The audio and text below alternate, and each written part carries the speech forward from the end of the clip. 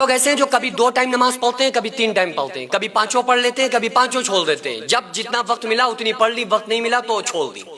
ایسے لوگوں کے بارے میں جانتے ہو قرآن کیا کہتا ہے؟ قرآن میں اللہ تعالیٰ نے فرمایا فویل للمصلین، کہ ویل ہے نمازیوں کے لیے۔ یہاں بے نمازی کی بات اللہ نہیں کر رہا ہے، یہاں ویل بتا رہا ہے کہ ویل ہے نمازیوں کے لیے، نمازی جو لوگ ہیں ان کے لیے ویل ہے۔ اب یہ ویل کیا چیز ہے، اس کی تشریح، اس کی تفسیر خود رسول اللہ صلی اللہ علیہ وآلہ وسلم نے بیان کی۔ جب صحابہ نے پوچھا نا کہ یا رسول اللہ صلی اللہ علیہ وآلہ وسلم یہ ویل کیا بلا ہے، ویل کیا چیز ہے، تو آقا علیہ السلام نے ارشاد فرمایا کہ دوزخ میں، جہنم میں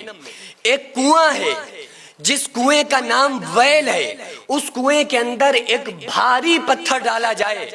تو 500 سال میں اس کی تلی میں پہنچے گا، اتنا وہ بھاری پتھر۔ تو کتنا گہرا وہ کنواں ہوگا؟ اب آقا علیہ السلام جو فرما رہے ہیں، اب آپ اندازہ یہ لگائیں کہ ایک تو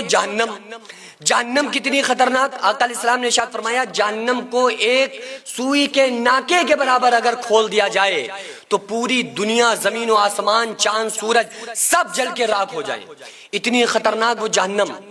اور پھر آقا علیہ السلام فرما رہے ہیں کہ اس جہنم میں کنواں،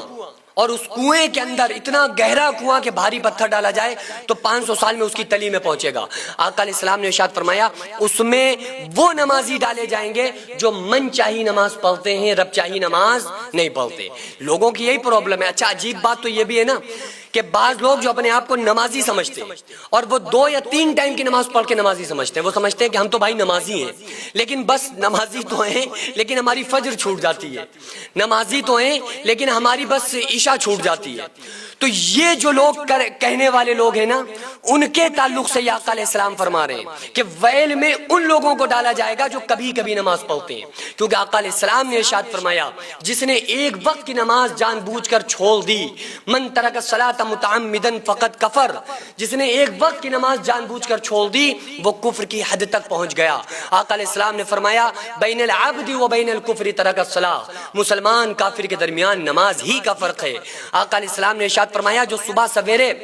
مسجد میں جاتا ہے اس کے ہاتھ میں ایمان کا جھنڈا ہوتا ہے، جو صبح سویرے بغیر نماز کے بازار مارکیٹ میں جاتا ہے اس کے ہاتھ میں شیطان کا جھنڈا ہوتا ہے۔ آقا علیہ السلام نے ارشاد فرمایا جس نے نماز کو قائم رکھا اس نے دین کو قائم رکھا، جس نے نماز کو چھوڑ دیا اس نے دین کو گرا دیا۔ نماز اللہ کی رضا کا سبب ہے، نماز فرشتوں کی محبوب چیز ہے، نماز انبیاء کی سنت ہے، نماز سے معرفت کا نور پیدا ہوتا ہے، نماز سے دعائیں قبول ہوتی ہیں، نماز سے رزق میں برکت آتی ہے، نماز ہی ایمان کی جڑ ہے، نماز سے بدن میں طاقت آتی ہے، نماز سے دین میں چمک اور نور پیدا ہوتا ہے، نماز قیامت کے دن پلسرات سے جلدی گزار دے گی، نماز قبر میں روشنی ہے، نماز منکر نکیر کے سوالوں کا جواب ہے، نماز پڑھنے والا انشاءاللہ قیامت کے دن اولیاء کرام کے ساتھ میں ہوگا، انشاءاللہ اس کو نبی صلی اللہ علیہ وآلہ وسلم کی شفاعت میسر ہوگی۔ اور حدیث میں آتا ہے بے نمازی کا حشر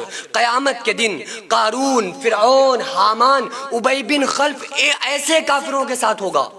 آپ اندازہ کریں کہ بے نمازی کا حشر آقا علیہ السلام فرما رہے ہیں۔ اس ٹائم اکثر لوگ مسجد اور مدرسوں کو توڑنا اور گرانا چاہتے ہیں، تو ایسے میں ہمارا فرض بنتا ہے کہ ہم اپنے مسجد اور مدرسوں کو قانونی طور پر مضبوط بنائیں۔ اس سے پہلے بھی میں عرض کر چکا ہوں کہ ایسے میں ہم ایک ایسا اسکول پلس مدرسہ بنانا چاہتے ہیں جس میں بچے اسکول کے ساتھ ساتھ دینی تعلیم، حفظ، عالم کا کورس اور قرآن پڑھنا سیکھ سکیں۔ اتنا بڑا کام اکیلے بالکل بھی ممکن نہیں ہے۔ اگر آپ چاہتے ہیں کہ آپ کا پیسہ صحیح جگہ پر لگے اور آپ چاہتے ہیں کہ آپ کو اس کا ثواب قیامت تک ملتا رہے تو پھر آپ ضرور اس مدرسے، اس اسکول میں تعاون کریں تاکہ قیامت تک اس کا ثواب آپ کو ملتا رہے، کیونکہ جب تک اسکول اور مدرسے میں لوگ پڑھتے رہیں گے، تعلیم حاصل کرتے رہیں گے، جب تک انشاءاللہ تعالی اللہ تعالیٰ آپ کو ثواب عطا کرتا رہے گا۔ اگر آپ چاہیں تو اپنے مرحومین کے نام سے ایصال ثواب کے طور پر بھی دے سکتے ہیں، تو اس کے لیے سب سے پہلے ایسی زمین کی ضرورت ہے جس میں ہم یہ پروجیکٹ تیار کر سکیں جو قانونی طور پر مضبوط مانا جائے۔ تو اس لیے آپ لوگ کوشش کریں کہ زیادہ سے زیادہ تعاون کریں اور بار بار تعاون کرتے رہیں تاکہ ہم اپنے اس نیک مقصد میں کامیاب ہو سکیں۔ یہ کوئی فراڈ نہیں ہے، دھوکہ نہیں ہے۔ آپ چاہیں تو آپ آ کر خود یہاں پر وزٹ کر سکتے ہیں، آ کر دیکھ سکتے ہیں کہ الحمدللہ کس طرح سے یہاں پر کام ہوتے ہیں، کس طرح سے دینی کام، ملی کام، قوم کے کام، سماجی کام ہوتے ہیں۔ خود آ کر آپ وزٹ کر کے اپنی آنکھوں سے دیکھ سکتے ہیں۔ تو اسکرین پر جو آغازیہ ویلفیئر سوسائٹی کا اکاؤنٹ نمبر اور اسکینر نظر آ رہا ہے، اس پر آپ زیادہ سے زیادہ تعاون ضرور کریں۔